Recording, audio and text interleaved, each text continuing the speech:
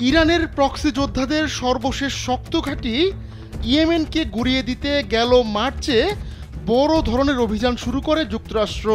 বিশেষ করে মধ্যপ্রাচ্যে ওয়াশিংটনের পরম মিত্র ইসরায়েলের বরবাদি মেনে নিতে পারছিলেন না মার্কিন president Donald Trump.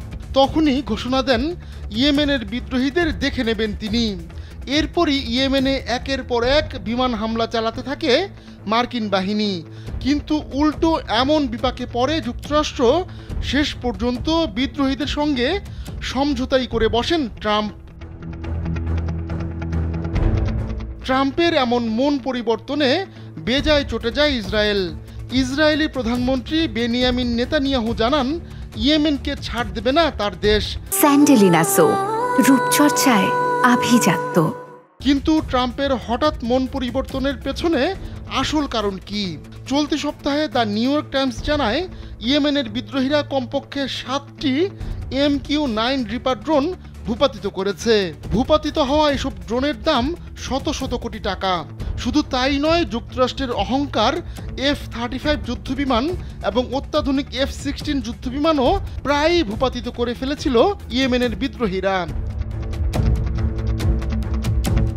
New York Times বলছে, এভাবে ভূপাতিত হতে হতে বেঁচে যাওয়ায় নিজেদের কৌশল পুনর্মূল্যায়ন শুরু করে মার্কিন সেন্ট্রাল কমান্ড।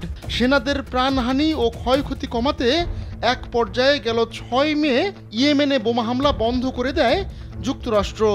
এজন্য ইয়েমেনের বিদ্রোহী ও মার্কিনীদের মধ্যে মধ্যস্থতা করে দেয় ওমান।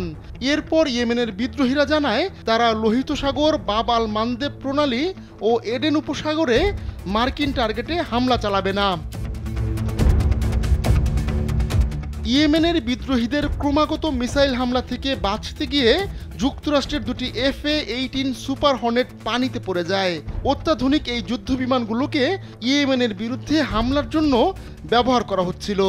এত অল্প সময়ের মধ্যে এত দামি দামি এবং অত্যাধুনিক সমরাস্ত্র হারিয়ে বেশ বিপাকে পড়ে যুক্তরাষ্ট্র। এর আগে প্রায় 2 দশক কারি কারি টাকা ঢেলেও আফগানিস্তান থেকে জয় তুলে নিতে পারেনি যুক্তরাষ্ট্র। তবে এবার এমন কিছু ঘটার আগেই ইয়েমেন থেকে নিজেদের হাত ছাড়িয়ে নিল যুক্তরাষ্ট্র। আহমদুল্লাহ শিকদার, কালবেলা।